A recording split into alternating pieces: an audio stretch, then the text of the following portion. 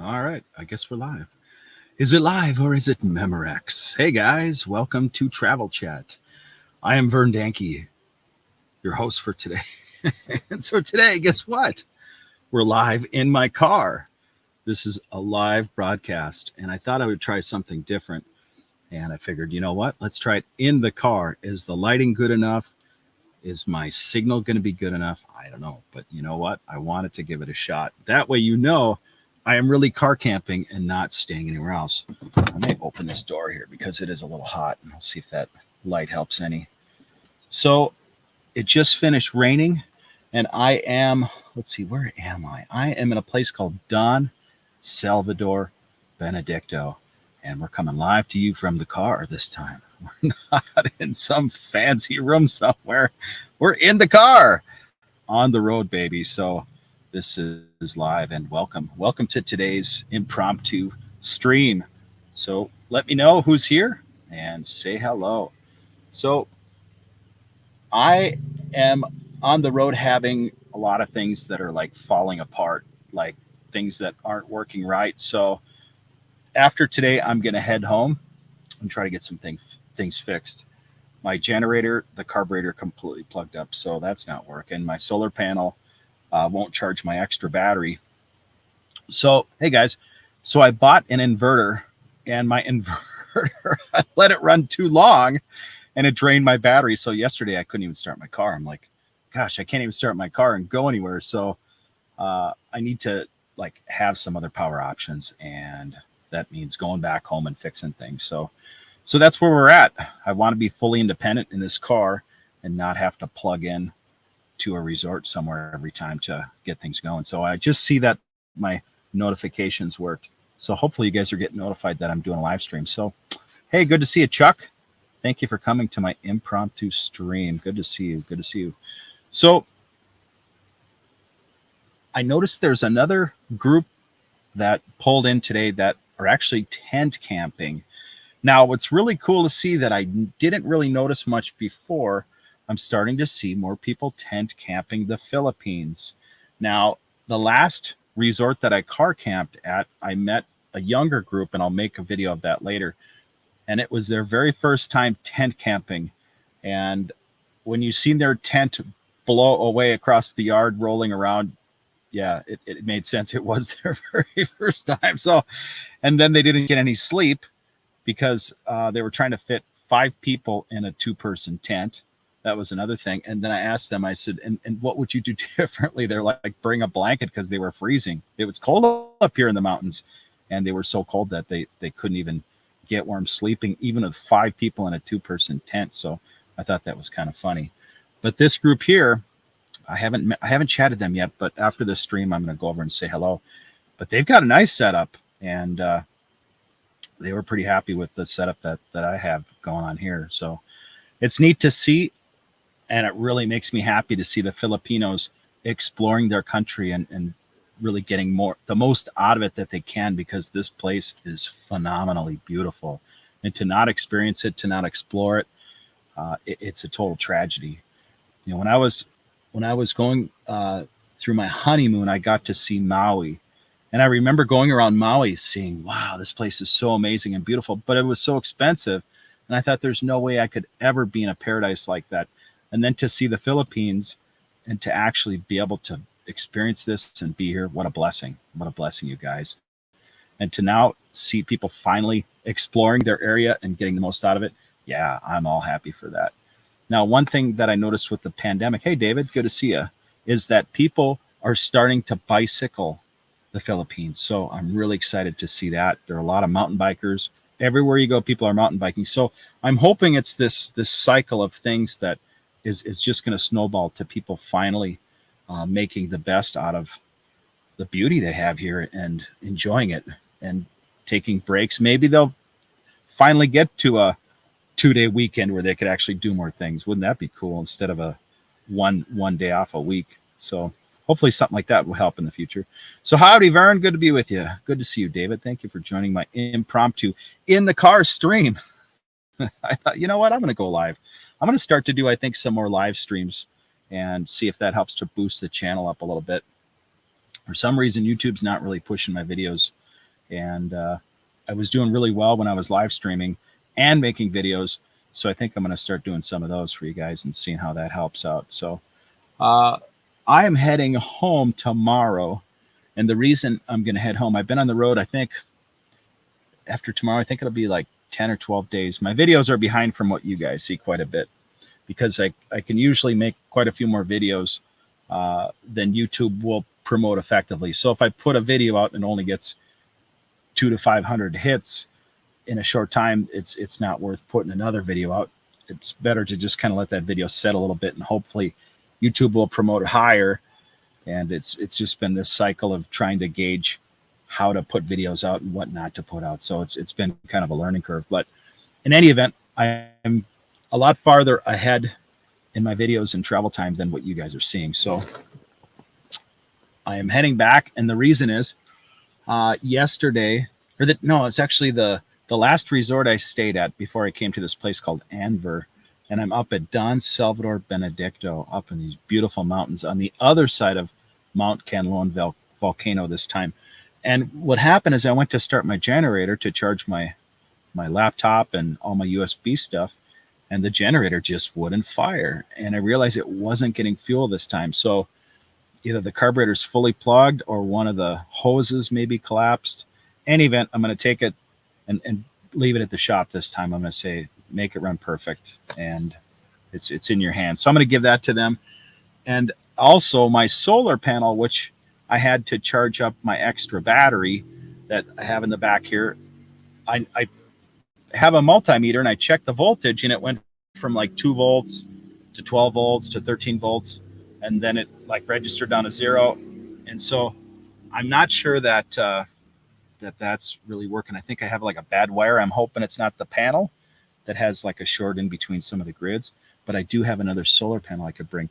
And the other thing, when the solar panel wasn't charging the battery, I thought, and the generator didn't work, I thought, okay, let's buy an inverter. So I bought a 1,000-watt inverter for $50.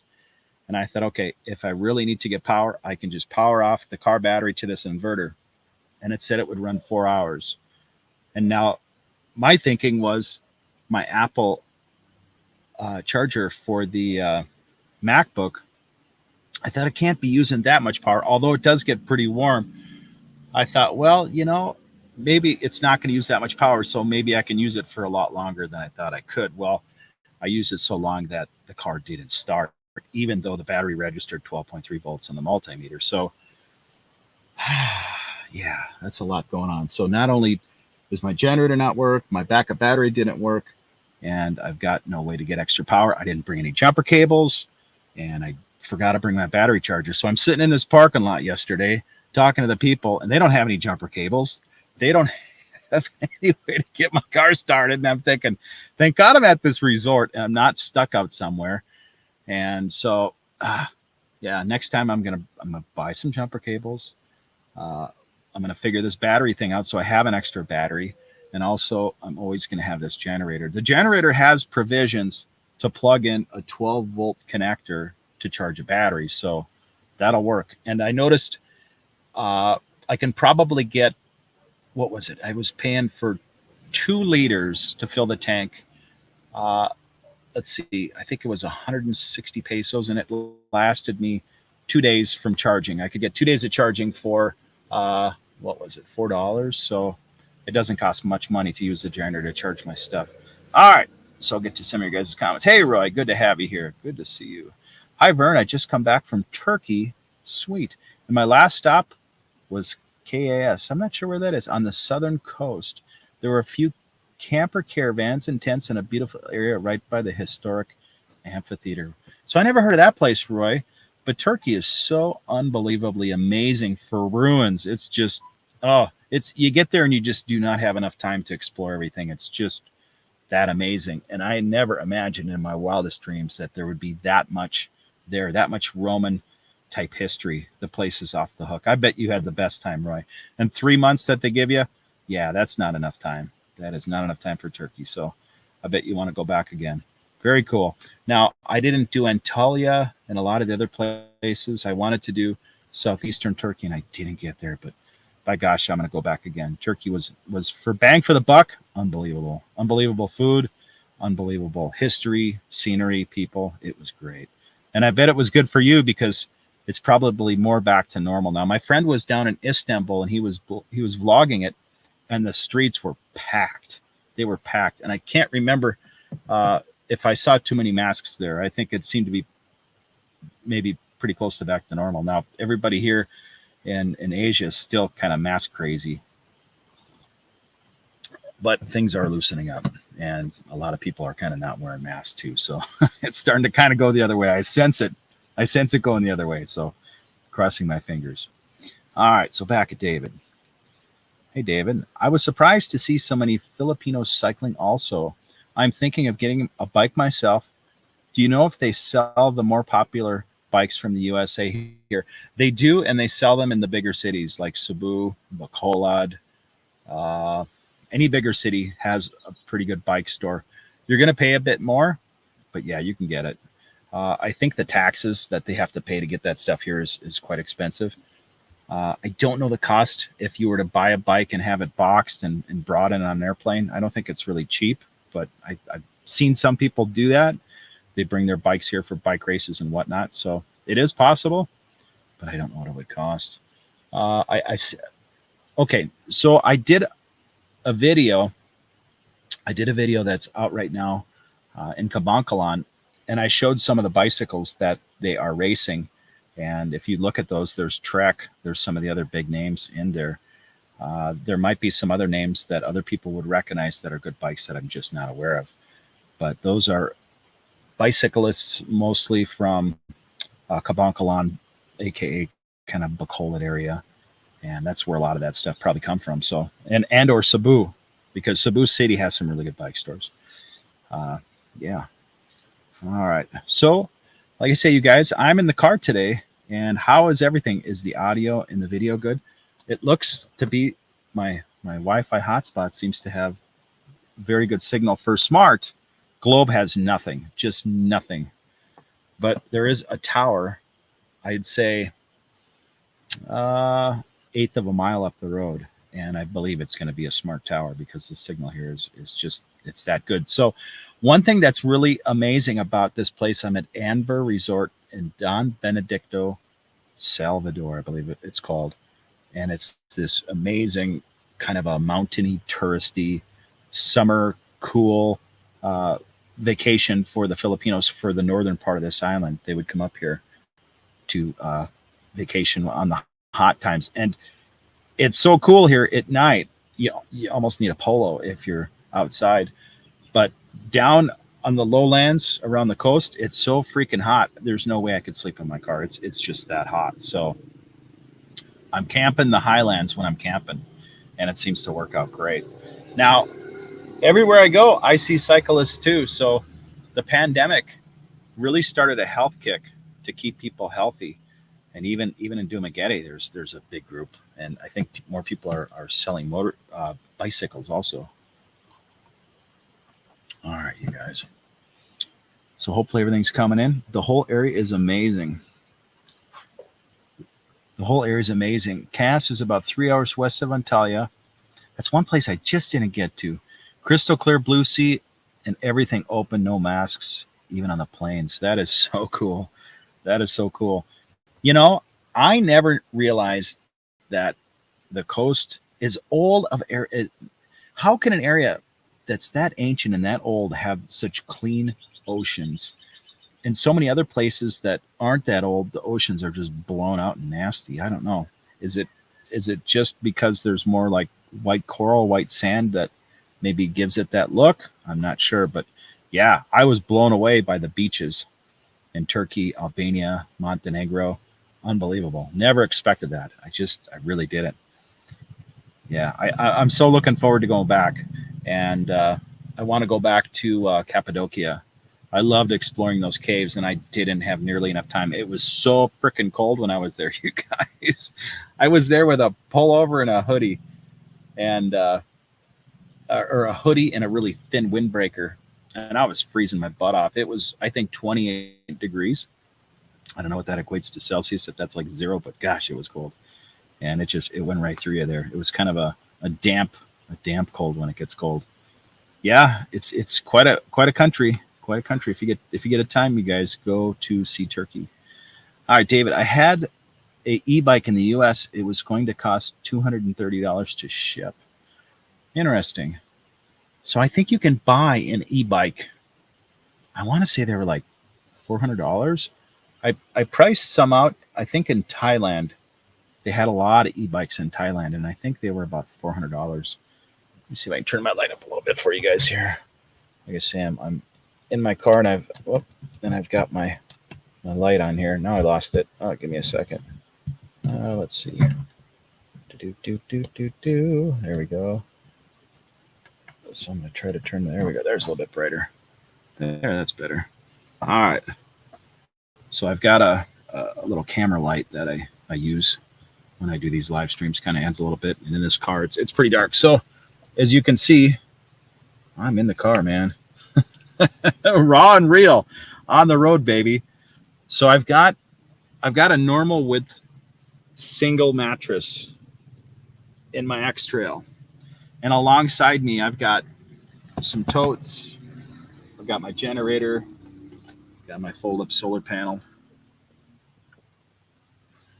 and I've got a water jug here for water, and my battery, my guitar, and I got a couple big backpacks, and then I've got like some food stuff in the front. So that stuff is kind of put in the front when I'm sleeping back here, so I don't need it all back here. But yeah, on the road, how do you say it? Don Salvador Benedicto. I always get this name mixed up. It sounds like the name of a monastery somewhere, and I still don't know exactly what that means about this area. I was told it was a summer vacation area for people from Bacolod, so they could come up here and not be so hot. And it's really cool up in the mountains, you guys. And it is kind of like on the north. Let's see, what would it be? It would be like maybe the northeastern corner of the top of the island from Canloan volcano. So I can see Canloan volcano out my back window here. So when I was in Canloan with a C, it's the Mount Canloan is with a K, and then the town that we were at, Canloan, is with a C. So when I was in Canloan, I obviously was at the volcano, so I'm just a short distance from it. Now there are many mountain ranges up here for camping and kind of getting away, but trying to find a place that you feel comfortable, it takes a bit of work. Now this place I found kind of by a fluke. I didn't plan to be to this place. I ended up going through the town. See, originally I thought this town was more like I thought it had more of a destination type scenic thing to see, like Don Salvador. I'm thinking this is going to be like maybe something Spanish, something old, some area that everything was kind of centered around. And I get here and it just seemed to be like a touristy area with just a small little proper area for some folks for the region. And so I started driving around and I went down this really rough road. It was so rough. I thought there's no way I'm going to stay here, because if I need to go back and forth with my car to get stuff, it's just going to beat up my car. It was that bad. And I thought, man, I can't go down this road. I went down maybe a kilometer and I turned around and I thought, this ain't happening. Now with this car, if I had my Pajero, sure, but not with this car. And the thing here is if you got a flat tire, if a rock poked into your tire, there's no AAA.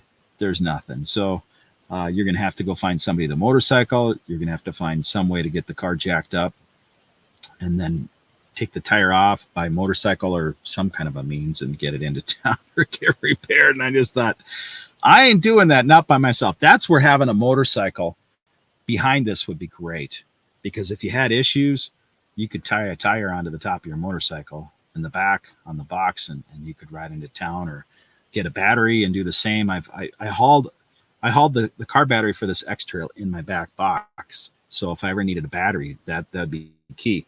But what I don't know is if this X Trail would support a heavy enough hitch for my motorcycle. My motorcycle is an XL 150, and it's a motorcycle made in the Philippines, and it's about just under 300 pounds, about 287 pounds. And I think a class 2 hitch is rated at 300 pounds tongue weight.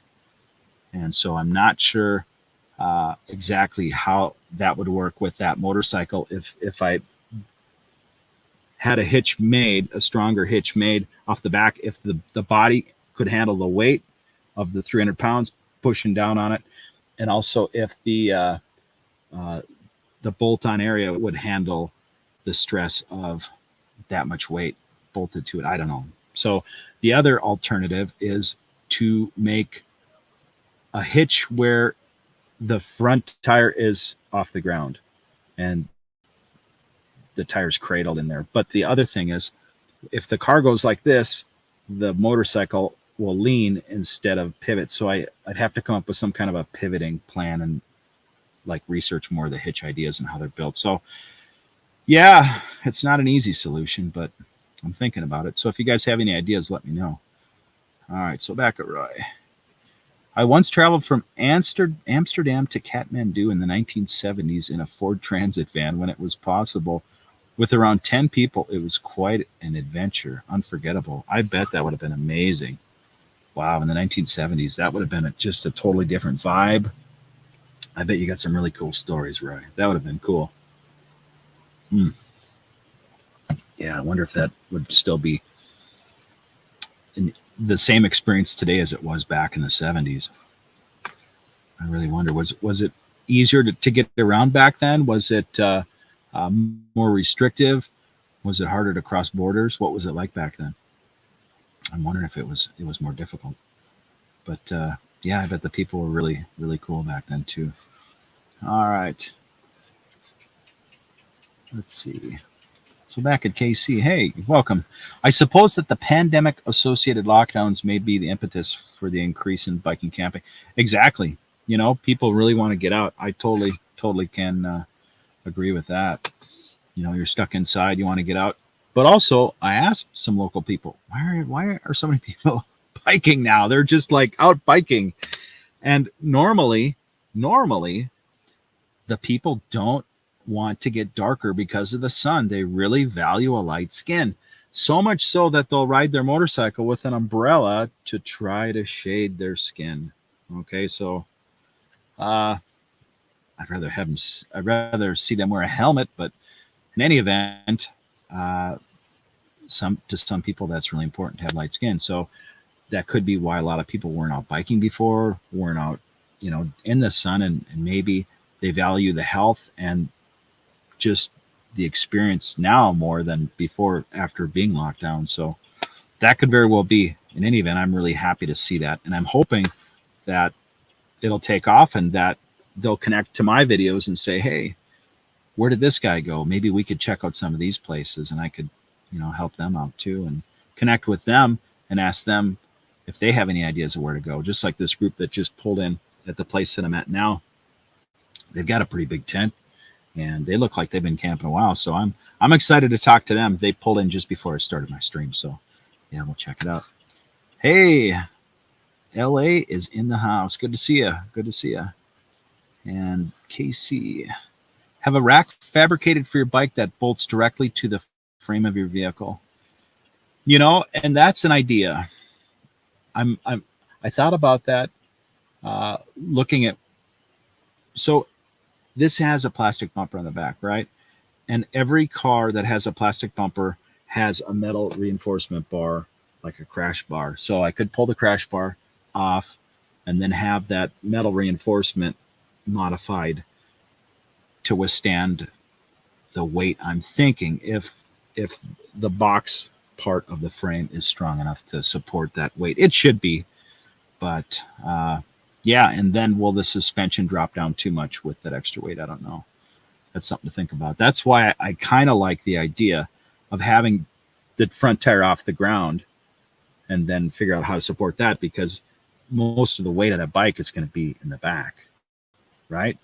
And I think that would be the perfect storm. I could get away with a lighter hitch assembly. It would cost less. It would be less complicated. But can I make it so the bike, uh, how do you say that? So the bike follows the car without leaning too much or being unstable. And that's something to think about. And if it leans too much, what's that going to do to the rear tire? I don't know. But tires are cheap here, you guys. They're not much money. So I think you're going to spend, what did I spend? I spent $100 for 2 brand new tires. And I was able to get like 14,000 kilometers out of a tire. So yeah, I think a person could run quite a while. If you're running mostly roads, towing a bike, I think you'd be okay. And you could also throw a tire in the back or on the roof or something. So you'd always have an extra tire if you're worried about a tire being close to being bad and you're towing with it too. So something to think about. All right, you guys. So I'm going to just give you a quick check-in. I am live in the car, live. And we are in Don Salvador Benedicto. And I am very close to Mount Canloan volcano on the island of Negros Oriental or Occidental. So Negros Island is divided into 2 parts. The northern part is called Occidental, and the southern part is called Negros Oriental. And I am near the top in the Occidental. And I think I'm at probably, I don't know what it is, maybe 2,000 feet here at this place. And I remember reading like Mount Canloan was, I think, almost 8,000 feet. So it's a lot taller than I thought it would be. Surprising, very surprising, because I think Mount Hood in Oregon was just under 12,000 feet. I think it was like 11,600 or something, if I remember right. All right, so back at Roy, what you got? The drivers were very organized. They did the trip many times. It wasn't unusual back then. Wow, very interesting. Very interesting. Thanks for sharing that, Roy. Roy's a long-time traveler, and he's traveled to a lot of countries. So I appreciate your guys' input. If you can always give some thoughts or ideas and share your story. I really get into that, and I think that's great to connect each other. So yeah, I'm headed home tomorrow, and the reason is I went out for 2 weeks, took a week off, hit the road again, and I've been out now, I want to say at least 12 days. Maybe tomorrow will be the 13th day. And the reason I'm heading home is the last resort I was at, my generator just wouldn't start. It started the day before, and I went to start it, and it just totally plugged up. So I could tell it's not getting fuel, and I didn't bring my full Craftsman kit that I have, and it had all the tools I would have needed. I didn't bring it. I'm thinking I'm being too much of a gear whore. I'm bringing too much stuff, right? And so I slimmed down this last time, and I saw that toolbox, and I almost brought it, and I thought, no, I'm not going to bring it. And I could have done a repair on the road to try cleaning this carburetor up, but I didn't. And so not only did my generator not work, my solar panel for this extra battery that I have that I was charging my USB devices with, I have a multimeter, and I was checking the voltage, and the voltage was going from 2 to 12 to 13. And I thought, what's going on? And I think maybe the jumper wire between the solar panel and the actual battery connectors is having an issue. So I have another solar panel, but I didn't bring it, And so it's a learn as I go. And this gear is, I've had this about 10 years now, and it's been kind of rolled up in here, and I never use it. So everything I have is kind of being tested as we go. So not only is my car battery not functioning, my generator's not functioning. And so what did I do? I went out and I bought a 1,000-watt inverter from 12 volt to 220 volt. And I hooked it to my car battery on my X-Trail here that I'm sitting in. And I thought, cool. And I charged everything up, and it took about 3 hours to charge up my MacBook Pro and also my USB devices. And I thought, this is great. I was able to charge it up, and I'm still self-sufficient. So then I kind of got a little bit cocky, and I thought, maybe I could go a little bit longer. And so I went and charged the MacBook for 2 more hours. And then I thought, let's just see if this thing starts. And it, what the heck? I killed it. freaking killed it. And I'm like, oh, this ain't good. This is not good. And I pulled out my meter, and the battery still read 12.3 volts, but it didn't have any more amperage left. And so I learned a hard lesson right there. And then I thought, okay, now what am I going to do? I got no jumper cables. My battery in the back here, the extra battery, is at 10 volts. If I had jumper cables, maybe that 10 volts would have helped this battery in the car charge. But I have no jumper cables. The people at the resort have no jumper cables. So they're bringing me out this little thin wire. It's 1/3 the size of my finger. And we're like kind of trying to touch my 10 volt battery. What's left of my 12 volt battery, that's 10 volts, onto this other battery in the car. And it wasn't enough to do anything.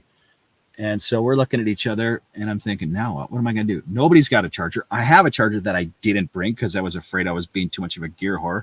So I didn't bring my trickle charger. And so I thought to this guy, I said, do you have a battery in your car? We just pull it out and put it in. He says, yeah. So he pulled out the battery of his truck, got the car running. The car stayed running while the battery was pulled out. And we put the other battery back in, and I just ran it, for 30, 40 minutes, and everything was good. But, what if I was out in the boonies and this happened? Then what? I got nobody to call out here. I've got no signal with Globe. I've only got signal with Smart at this resort. I'm in the mountains. If I'm out a bit, I might not have any signal. So yeah, it's something to think about, you guys, if you're out traveling and you're on your own. There is no AAA here. There's no AAA. So you are the AAA. So I'm going to go home. I'm going to bring all the other stuff that I didn't bring, and then I'm going to fix everything so everything's functioning before I leave. So this next time, I won't have like the perfect storm where everything starts falling apart like I did this time. So I'm telling you guys this, so maybe somebody can benefit by that. So Casey, not to the bumper Vern, to the undercarriage frame, beef up the rear shocks. So this is a unitized body, this X-Trail. So I don't have a full metal frame. So it's just going to be unitized body with the rails on the bottom, which car rails are pretty dang strong. So it probably could handle something, but I just don't know what the weight limit is. All right. So Justin, so when are you coming back to Duma? Probably tomorrow. Probably heading tomorrow because I got to fix everything. So yeah, we're going to head back. So maybe a motorcycle trailer. No, that's not a bad thought. That is not a bad thought. If I can get something made, and there aren't many trailers here. Everything would have to pretty much be built. What I would love to have, and this is my wish list, I would love to have a trailer. And on the top of the trailer, I'd love to have a tent, like the tent camping thing. I could have it on top of this X-Trail. It would work perfect here. But then I could have all the gear either in the car or in the back of the trailer, and maybe a motorcycle I could stick off to the side. That would not be a bad idea. Put the motorcycle on one half of the trailer and then all my gear alongside it, and then tow the trailer, and then have a tent camper on top of that. That would be pretty cool. And then maybe have like some provisions for some pull-out tables and a pull-out kitchen, and maybe have an awning come off of the trailer. That's not a bad idea, come to think about it. Yeah, and a trailer would probably be cheaper. Yeah, I don't know. It just depends on what they would charge to build something. I have not seen any trailer places with like, quote, trailers for sale in Dumaguete area on this island. Maybe there is something in the bigger cities, but I'm just not seeing many people pulling anything for trailers. There are some tent trailers I've seen advertised for sale up in Manila, but not regular trailers. I don't know what the deal is with that. Now, somebody mentioned that it was kind of expensive to license trailers, and maybe it's an extra fee, and I don't know what expensive is to them or how expensive that would be, but I guess I'll have to look into it and see what's going on. So I'm just pouring a little more Coca-Cola, doing the Coca-Cola kick today, and that's my story I'm sticking to. So it's nice to have you guys. Thank you for coming to my impromptu in the car live stream from Don Salvador.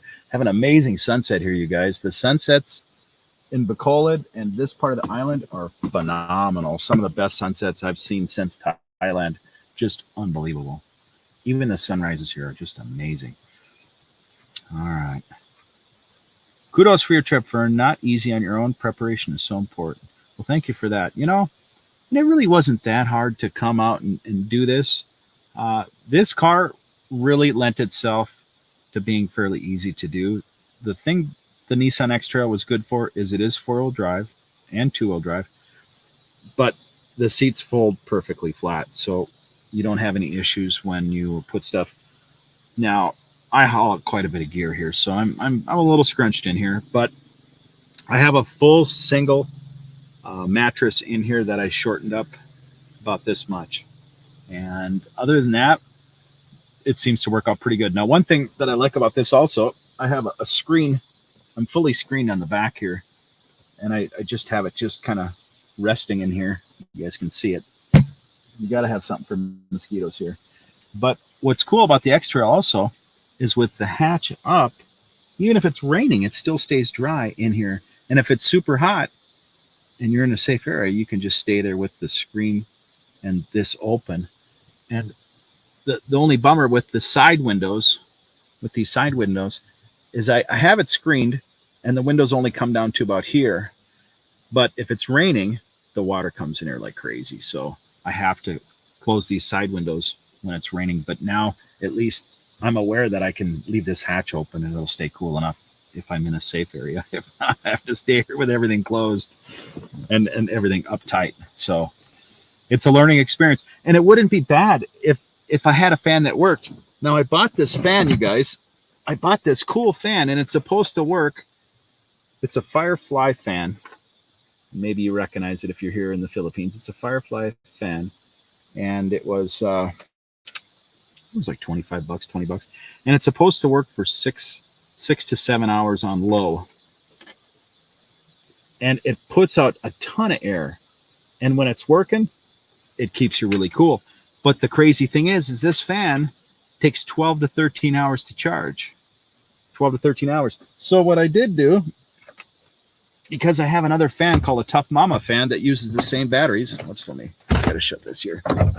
I have some extra batteries, and I changed one of these batteries on the fly. It was so hot. I was in Kabankalan and I was roasting. I couldn't even sleep. It was so hot. There was no air movement at all in the city. It was completely still, and it was raining. And I'm like, oh my God, what am I going to do? So I reached in my box and I pulled this battery out and I switched the connectors. But the battery only lasted for like 2 hours. So I need to source a fan that I can charge quickly that will give me a good output for time. Or have like a couple little fans, maybe run one fan in the corner for 2-3 hours and then switch to the other fan. So if you guys have any fan ideas that charge fast, that don't use a lot of voltage, I'm all ears. I'm looking for some fans. Now, somebody before had said something about computer fans, but I just don't know if they would blow enough air. I know you could run a long time off of a computer fan. All right, so Casey, just get a Winnebago, good vibes. That's something that's really hard to find here. And if you do find anything camper related, it's really, really expensive. I mean, it's like gold here. I've seen some of the stuff up in Manila, and I couldn't even believe the prices that they wanted for some of that stuff. It's just such a rarity. But there has been camping and campers. I don't know if I could show you the sunset. The sunset's just unbelievable. But there has been campers, and let's see if I can open it. Maybe you guys can get a view, but yeah, maybe not. Yeah, it's too hard to see. But there has been camping up in Manila. People have done that for a long time, surprisingly, and they've got the stuff there. They're more westernized up there than I realized, but it's super high luxury, and they just don't give that stuff away. That's the bummer. If you could find something damaged or really like roached out on the inside that you could rebuild, that would be cool. Now, what I did see that would have rocked my world. I was at this resort 4 days ago, and they had this food truck, and it was killer. It almost looked like something REO Speedwagon or Aerosmith, the Aerosmith van that they traveled in, but it was smaller and it had this rack on the roof. You could sit on the roof and have your solar panels up there. It was killer. And I'm like, I want this food truck. I wanted it. I told the guy, if this thing comes missing one day, I took it because it was just too cool. So a food truck would be perfect. You could have couches in there and beds. I mean, it was that nice, and it wasn't that big. It was ideal. Hey, Johnny, good to see you. Good to see you. What time is it, Vern? 6:15 a.m. in Fort Lauderdale. It is 6:18, and I'm running on my battery on this laptop, and I'm not sure how long it'll run, but we'll just run a little while with it. So good to see you. And it's probably as hot in Fort Lauderdale as it is here in the Philippines right now, but maybe it's a little cooler. I'm up in the mountains. I'm in Don Salvador Benedicto. I got to get used to saying that. It's just not something that I hear too often. All right. Hey, Paul. No trailer. No. So there aren't many trailers here. And the ones that I see are pretty much made from like a pedicab or something. There isn't much. What's so bizarre is that there's not even much junk lying around to make a trailer. People, if they have something lying around, it gets scrapped out because they want the money out of it right away. So everything kind of gets recycled and it disappears. So even to find a lot of junk laying around, it's just not something that is easy to source here. It's surprising. You would think that as innovative as they are, they would have more areas to like have salvage and keep things around to recycle. But man, this stuff just vanishes. There's just not much. I don't even see any junkyards around this island at all. And I'm looking around for old cars, trying to find old cars. I can't find anything here. If there are old cars, there are very few. They're stashed away on this island, or they're in collections. But I look. The only thing that I seem to find are Volkswagen Beetles. I heard a story recently of a Mercedes that a doctor owned, and the doctor passed away. That was inside his place, but that was it. And I don't even know what kind of Mercedes it was, but yeah, crazy. All right, back at David. The trailer that you were describing sounds more like a motorhome. Right. But the thing with a motorhome is it always like works in your brain that it's not your daily mode, right? So you kind of have to have that and your normal car. So at least if I had this, I could put like a tent trailer on top or something additional, and then still feel like this could be like a daily bop around rig. I don't know. I guess that's my thinking. I have the Pajero and then this. And I feel like if I had another rig, it'd be too much. I'd have to have one or the other. All right. But yeah, I hear you. When I was younger, I hitched in a few countries, even recently in Cuba. Wow. That's what I would do. But you know a lot about cars, I guess. That would be kind of scary, hitchhiking in Cuba. I think you got bigger cojones than I got, right? I don't know. I think I'd be a little apprehensive, especially standing out is a light-skinned foreigner, just because I would be very uncertain, and I don't know how many bad areas there are in Cuba and what the desperation is there. So, and yeah, I think I would be pretty nervous, but to see that area and to experience the culture and to see how they recycled the old cars. And what I would love to do is I'd love to metal detect the area for the old coins, because that's something probably nobody's done. That would be a lot of fun. All right, got a sugarcane truck heading through. So this is sugarcane country, you guys. The northern part of this island. It's where all the sugar barons are. Now, I remember reading an article of where they pulled, I think it was like an Auburn Cord Speedster out of a place here in La Carlita City. I think that's where it was. And it was like a 1929, 1930 Auburn Speedster. And that's got to tell you something. The sugar barons have always had big money up here, and they're very wealthy. So if people say that all the Filipinos are poor, that's not true at all. There's some money up here. There's some big money. And I see a lot of Jeeps and things that are riding around in this island that are like $40,000, $50,000 Jeeps, and I see a lot of them, and I'm like, where are these people getting the money for these Jeeps? Because I wouldn't even buy one, even when I was working in the auto body shop. I wouldn't spend that money on a car. So kind of surprising, but there's some money in the Philippines. And the other thing that we see once in a while is we see some exotic sports cars, some Ferraris, Lamborghinis bopping around the island. So yeah, there's some money here, you guys. There is some money here. All right, back at KC. You could trick out an old jeepney, raise the roof to add standing room. You know, that's an idea. They also have these vans, and I think they're, I want to say Toyota or Mazda. They have like these carrier type vans. They're like a cargo van, and they would be ideal also. They have a lot of windows on the side that you could slide open, and they're boxy, but I don't know if you could stand up in one. I'd have to look. And that's the other thing.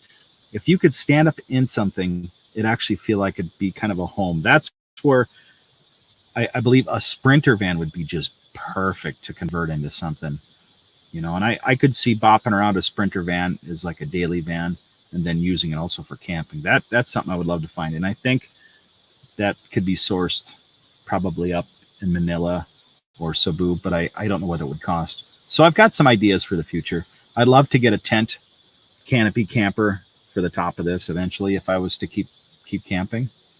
And yeah. So back at Kyle. Hey, Kyle, my Toyota Wigo isn't built for camping, but I've done it in Samar. Not comfortable, but sort of a necessity at the time. Wow, that would be interesting. Now, I don't know if your Wigo has like a hatchback or how that's set up. Now, I seen some photos of like a platform that extended off the back of a hatchback, where some of the hatchbacks, they're only like so long between the back seat and the actual opening the hatchback. And they had like a platform that extended out a couple times. It folded out, and then you could have like a canopy that went over your tailgate that kind of sheltered that extension, which was pretty cool. So, you know, there's some creative ideas a person can do if you have a hatchback. I don't know what you'd do if you had just a regular back seat. That would be kind of hard with no flat area like a storage area to add on to. So yeah, a Wigo, that's got to be a tight squeeze. I had a Chevette. I'm embarrassed to even say it. I had a yellow Chevette that I bought, and I had the thing for, oh my gosh, I think I had it for a month, and I hated it. I'm like, I can't stand this, because the sides of the door panel were right up against your arm, and you're like driving like this, and you couldn't like get comfortable if you wanted to kind of get a little more room on the side. And I just said, this ain't it, man. For a little bit of fuel that I'm saving, this ain't it. All right, looks like some more people just showed up. Kind of a late group. So I'm at a resort that is pretty nice, and they use it for a function hall, and they have this cool guitar pool that they have that I'll make a video and show you guys. Now, the cost for me to car camp here is 150 pesos. How cheap is that, right? So that's like $3. I'm able to car camp here for $3 a night.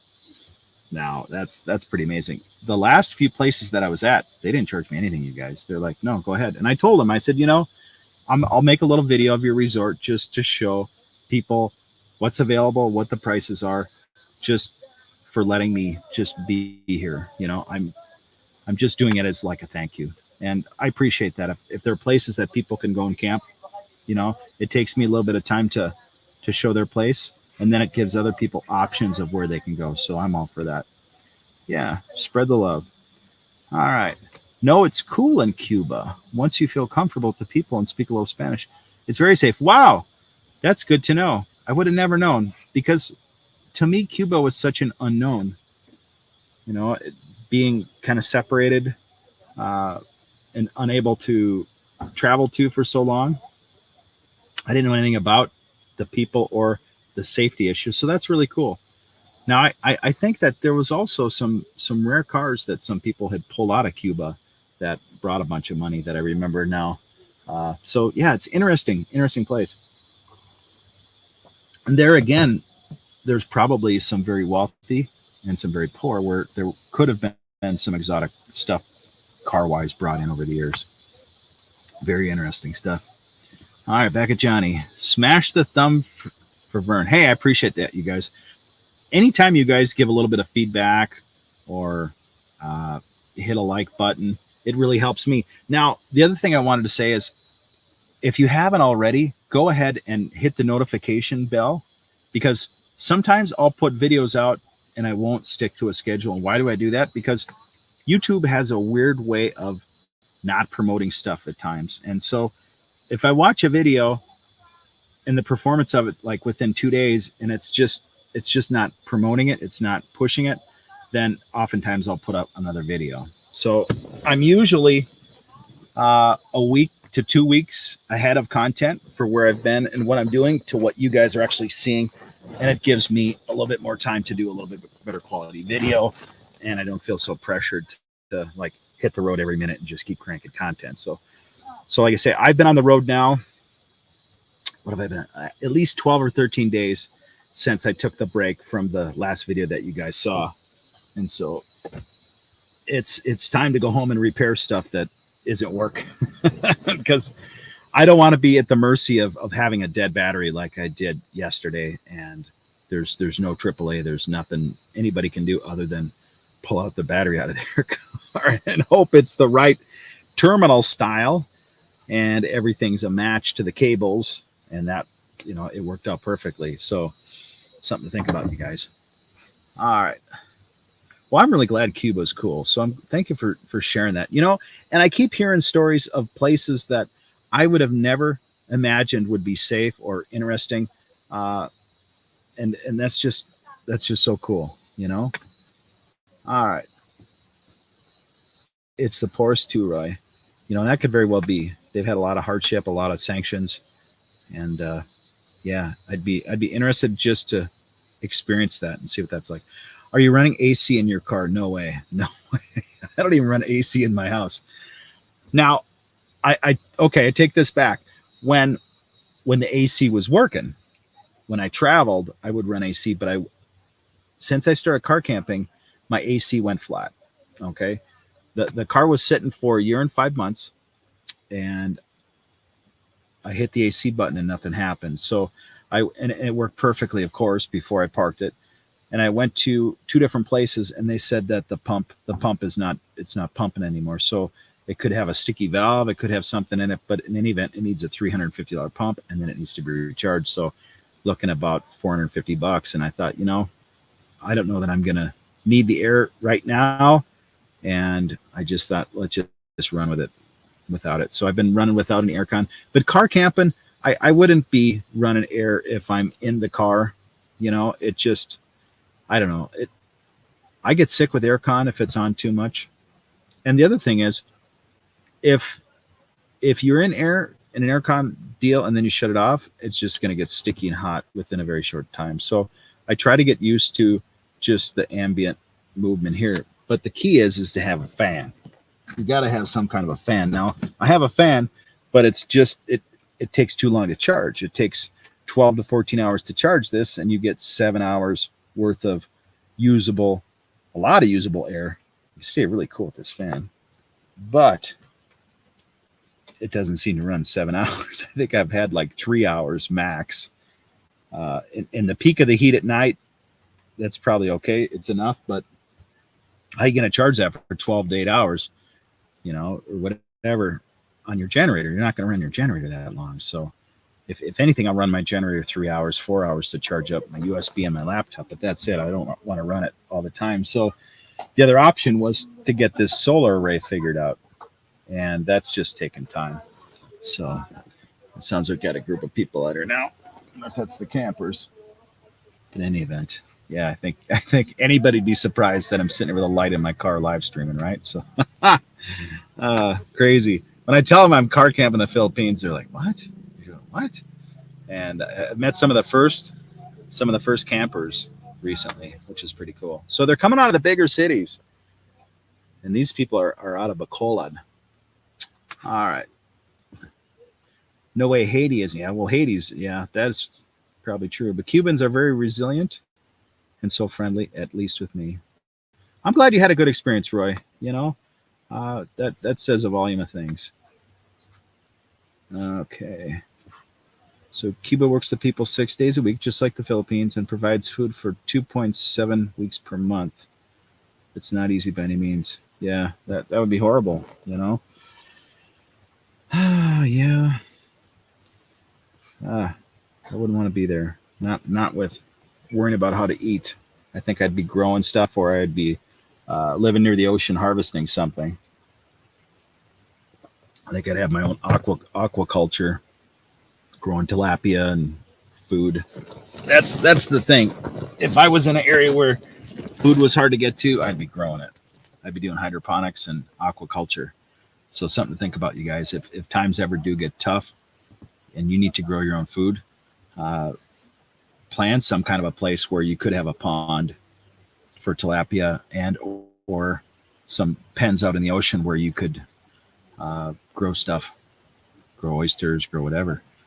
You know, so they're doing a lot of aquaculture out here, out in the ocean, which is pretty amazing. The last place I was at, I think it's in the next video that you guys are going to see. It's known for oysters, and they're growing a lot of oysters out here, which I was kind of surprised. They're known for oysters. Binnelbagan, a place called Binnelbagan, and it's known for oysters and fireworks. Quite surprising. So how do you get that? Yeah, I think we'll sell oysters and fireworks. There's a good combination, right? All right. There are always ways to make money unofficially. Well, there's that too, right? There's that too. All right, we got quite a few friends from Cuba living here in Southwest Florida. They've told similar stories of their struggle there. Yeah, a lot of them end up migrating to areas close by for sure. Yeah. So you guys, I guess this is working out pretty good. I'm checking my battery here. I've got 68% on my laptop, and I'm running on smart for my pocket Wi-Fi. Let's see what we got for bars. Let's see. Looks like we're running almost, you can see it, 2-3 bars. It's the next to the rounded icon. It's kind of hard to see. Sorry about that. But anyway, it seems like we got good enough signal. Now the bummer is, Globe does not work at all up here. It's like zero. You know, I was chatting to a guy and he says, "What's your channel?" And I said, "Hey, Travels." And he says, "Well, I can't look now. I got no signal." And I said, "You got Globe, right?" And he's like, "Yeah." I'm like, "Yeah, you need smart." Or a phone that's got dual SIM cards. So if you're going to travel, get a dual SIM card phone, you know, and you have options. But with one SIM card, you got to pull it out, put another SIM card in, and that's kind of a pain in the butt. And SIM cards here are cheap. You know, you can get SIM cards for very little money. And the load is expensive compared to loading in other places. So one thing I've noticed is the Philippines is not a cheap Asian destination. You would think it would be, but things are fairly expensive. Right now, the gas is 82 cents per liter where I'm at for the premium. It's 78 cents for the cheaper stuff. Now, at 82 cents per liter, that I believe equated to like $6.30 a gallon. Are you guys getting like gas prices that high anywhere, or is it just here? Because this is a lot for these people. You know, gas used to be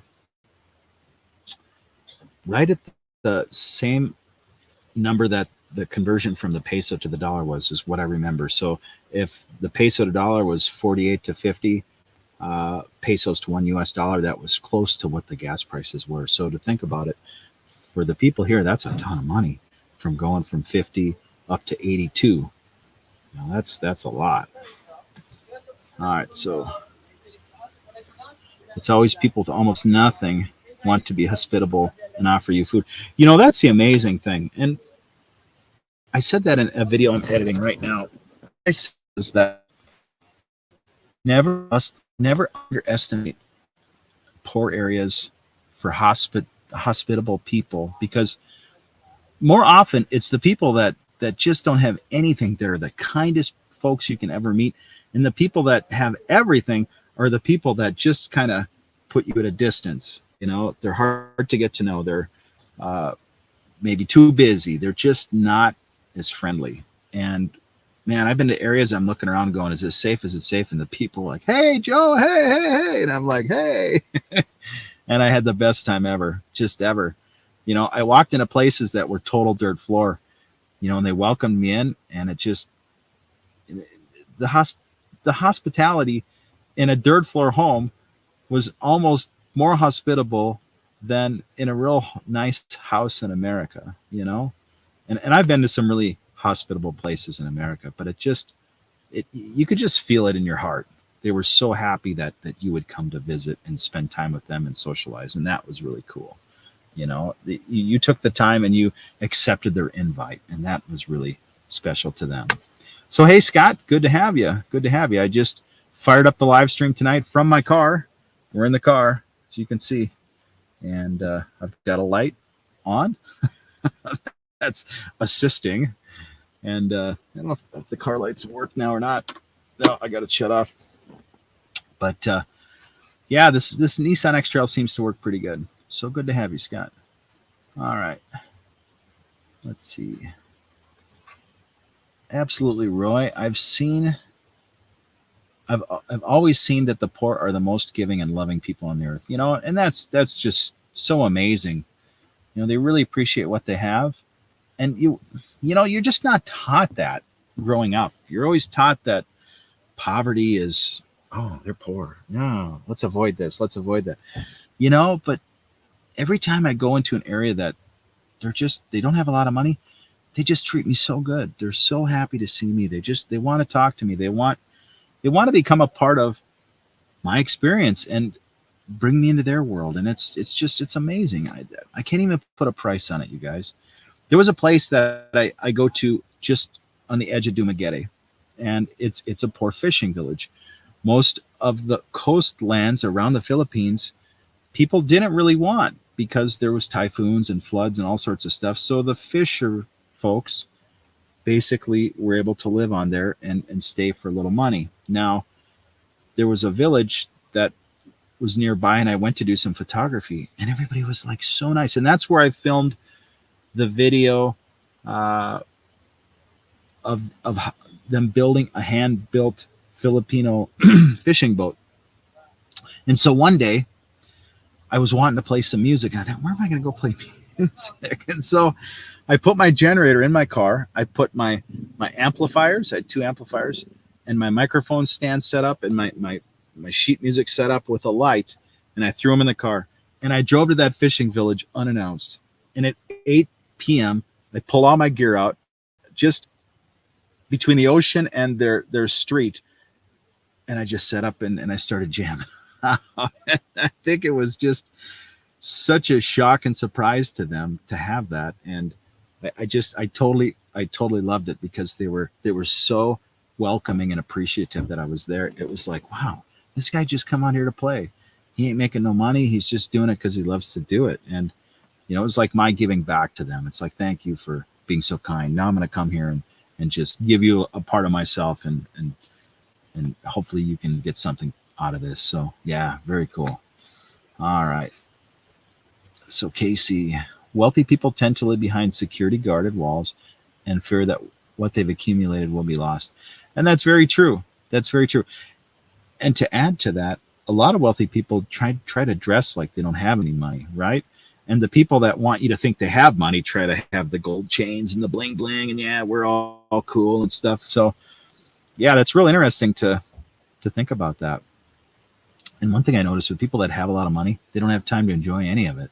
The stuff they have, the houses, the cars, you know, they're just running in circles, putting out fires. So, you know, it's a different lifestyle.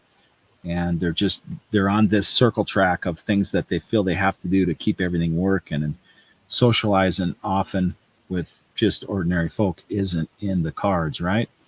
So yeah. Hey Scott, so $4.59 for regular here in Maryland. So that's still pretty dang high. You know, that's still pretty high. And yeah, but like $6.30 here, that's really high.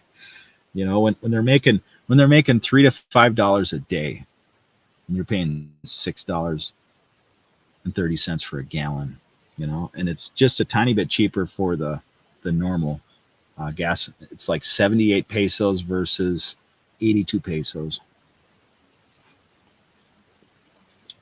So the poor have nothing to lose and rely on each other to make it through the day. You know, there's something to be said about give us this day our daily bread. You know, and a lot of the people that I encounter, they're living day to day. They work that day, they eat that day, they buy that day. You know, and I've seen people that are just so happy. They're just, you know, it's not perfect, but um, and the other thing is coming from a society in the U.S. where everybody is so independent. We're so independent that we don't need anybody's help, right? And because of that, we're so separated. We're here because they need each other to make it work.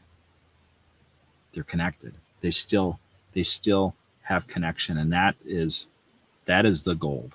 That is where the value in humanity, I think, is having a connected society. Once your society is disconnected, there's just nothing. There's nothing left. All you have is materialism, and so then the joy goes downhill, the purpose goes downhill, and what's the point? So that's one of the things that I come here to showcase to you guys. I want you to see the life here and see how happy the people are with so little, and why is that? And then compare it to what it's like in your country and ask that same question. Are we happy? You know, we seem to have the options and a lot of things, but are we happy anymore? And what have we lost? What have we gained? So that's, yeah. So you're right. So back to Dan. Hey, Dan, I paid $6.10 per gallon for gas here in Sacramento. Ouch. Ouch. So it's pretty high there. That's the highest I've heard so far in the USA. Wow. That's not good. That's not good. And I don't know if it's a trend, if it's an excuse, if they're just making money. You know, I don't know. It makes you wonder, right? That's just too much money. So Roy, here in Thailand, 100 Thailand baht or $3 is enough fuel to run a motorbike every week. The government are trying to keep the price stable at the moment. So that's good. $3 is, yeah, it's pretty fair. Yeah, Casey knows that's a lot too. My gosh.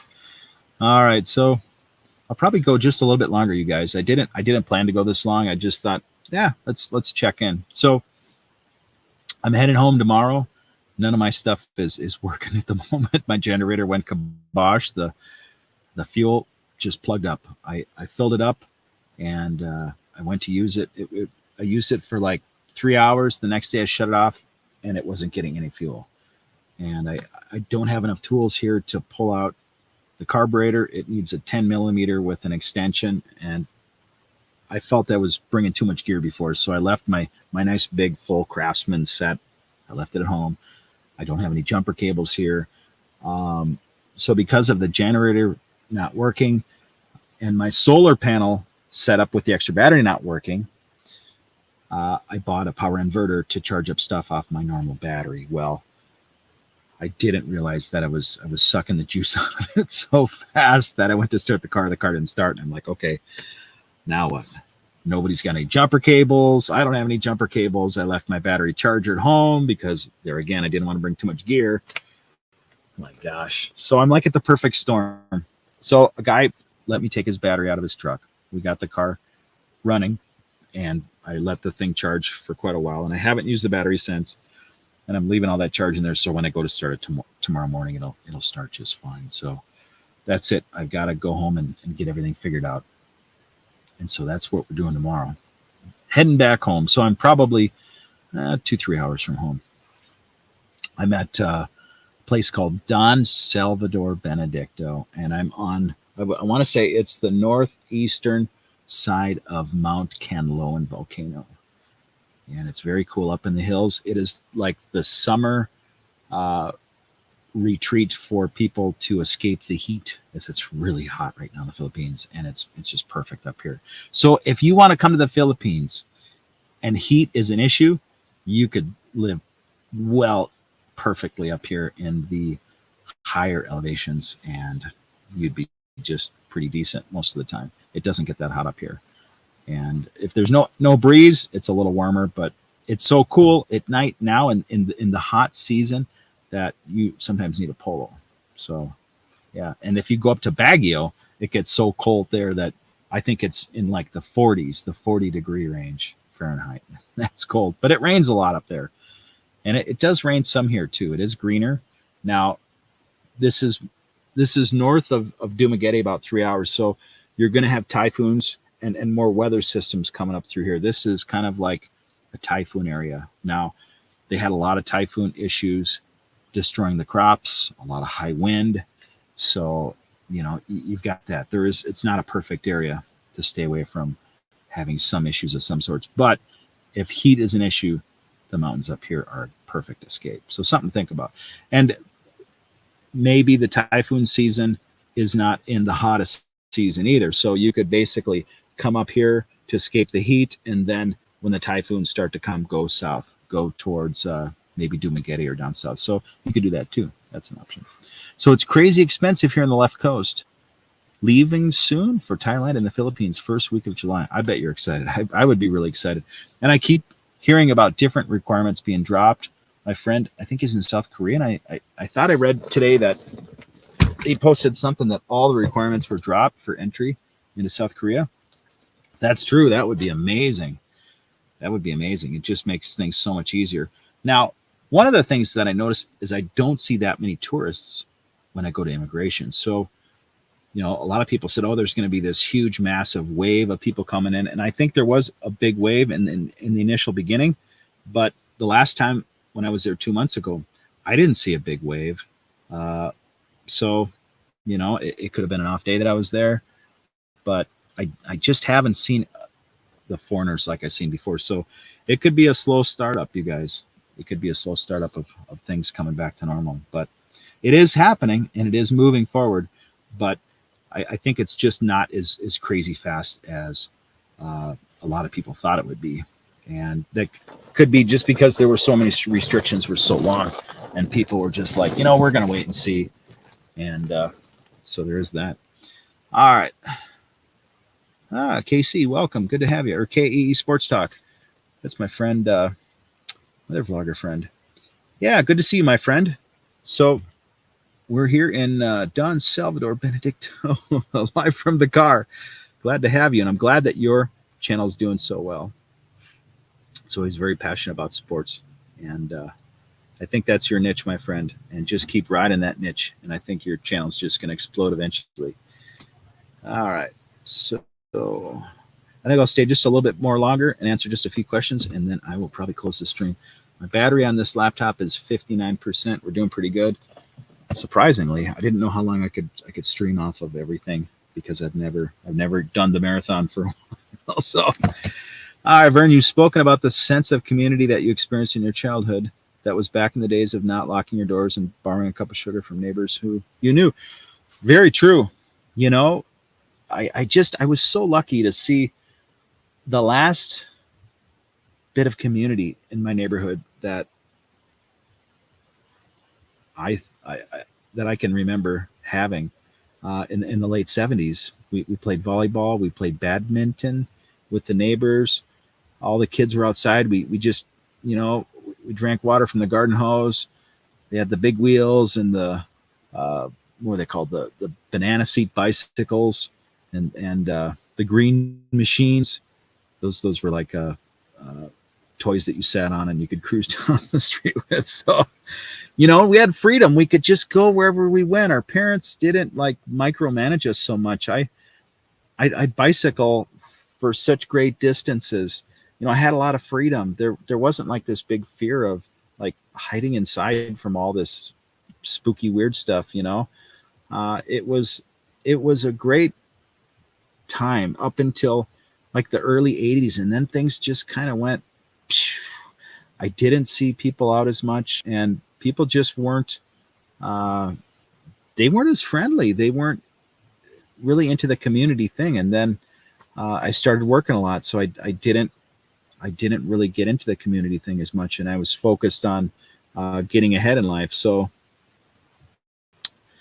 yeah, it's changed a lot. And my mom always told me stories of how it was like when she was a little girl growing up in the 1950s, where she said you could walk across the street, go up to somebody's front porch and sit and have a Coke, and you could enjoy the day with them. And that's what it's like here. It's still like that here. And I never imagined that I could ever experience that in my life. And if you've experienced that and you've watched it go away, you can come back here and experience it again. And that's amazing. There's so much value in that, you guys, to have that. And as a foreigner, people want to connect to you, and it's incredible. I mean, I've in these videos. Well, that was weird. My door locks just clicked off, or maybe it's their door locks. Sorry, I'm just kind of hearing stuff now behind me.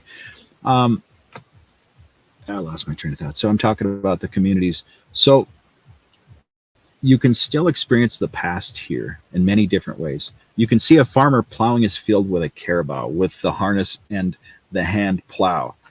And it blew my mind when I saw that the first time. I'm like, no way, no way. They're plowing a field with an animal. Are you serious?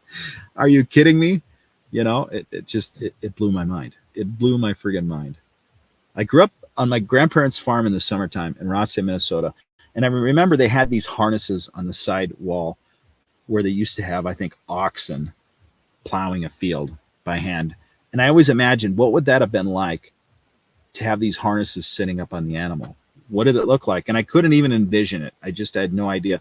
And then to actually see the harnesses on an animal in action with a guy plowing it. And it's been probably going on that way for thousands of years, and it's still happening here. It's still happening here. So yeah, what a treat. Just unbelievable. So one day I may have to talk to a farmer and make a video just so you guys can see that and experience that. Yeah, the good old days, and there's still some good old days left in the third worlds because they're behind enough. They haven't been so advanced to lose all those things that are still so important. So, all right. So I think I can go just a little bit longer, you guys. So thank you for coming, by the way. So have a safe trip back. Thank you, Scott. I appreciate that. Hey, Alex Paul, what's up, man? So just car camping, one last day on the road, and I'm going to head back for a week. I got to service my gear. I'm having a lot of mechanical issues with things. So, you know, it's a trial by fire, and that's just the way it is. Oh, the flights have got a lot more expensive. That's too bad. That's really too bad. But I guess they have to make up for money somehow. And, you know, if people are willing to pay it, if they have no other options, they have to travel. So, yeah, that's too bad. I'm trying to think of what the cheapest flights that I have heard from Manila to the Philippines. And I want to say it's like maybe $500 or $600. And I've never been able to find that, but I have friends that have. I think the cheapest one-way flight that I've seen is about $900 US from Manila to San Diego. But I seem to remember always having to have a connecting flight, like to Oregon from LAX or somewhere else. And it's always been like $1,500-$1,600 for my flight costs. I don't know about you guys, but I can never find like super cheap deals. But in any event, I don't know if the travel by flight is making more sense now to book out in a longer range, where before I could book within a week and the prices weren't that different from a projected time out a little bit. And it was almost too risky to book out any longer than that. So that seemed to work out for me. But now I don't even know how I would approach it, if it's safe to book out for longer, if you get a good rate. And I don't think there's any way to gauge how risky it is either. So all stuff to think about if you're trying to like fly out right now. All right, you guys, I think I'm going to close out the stream. I appreciate you coming. And it's been a good experience live from the car. And the next day tomorrow, I will be in Dumaguete and I'll be working on some videos. So check out the video if you haven't on the Kabankalon Bike for a Cause. And that video is up now. It's been up for since about 10:30 a.m. And it's a wonderful video because I car camped on the street and I met a gal that was running the event. She took her time out to like give me this tour of the town and tell me what it was like to like have the whole town devastated and what it took to come back from it. And they did such an amazing job that I would have never known everything was so destroyed. And it was pretty emotional for her to tell me that. And then I got to see the people that were trying to raise money to repair the roof for their high school building. And then they're also trying to raise some money for scholarships for the school. So very cool. All right. So 2 more questions and that's it, you guys. Then I'm going to cut it. So you should try ASMR camping, brother. I'll check that out. So thank you. All right. 1 more, Roy, and then we're done. I've been to Madagascar, Kenya, Gambia, Ethiopia, and they still farm with their versions of a cow. That's amazing, you know? And to experience that and to actually be in that moment with that happening, that's amazing, because that's something many people will never ever see their entire lifetime now. And that's really a shame, because when you can't see some of those things, you don't realize what it takes for some of these people to survive, to live, to get their food. And you actually feel less connected to your source of food, to the people, to the community. And that's kind of a shame. So when I was in Kenloan and I got to see how they brought all the fruits and vegetables down these little 1-track motorcycle roads, and then to get a message by some gal that was in the Philippines, and she said, you know, I'm never going to take for granted the fruits and vegetables that I have that come from Kenloan now, because she's seen how much effort it took to bring that stuff in and to make it go. So yeah, all things to consider. So thank you guys. I really appreciate you and watching my live stream and being a part of this channel. And hopefully we'll just keep making good content for you guys. So have a great night, and we'll see you on the other side. Thank you guys.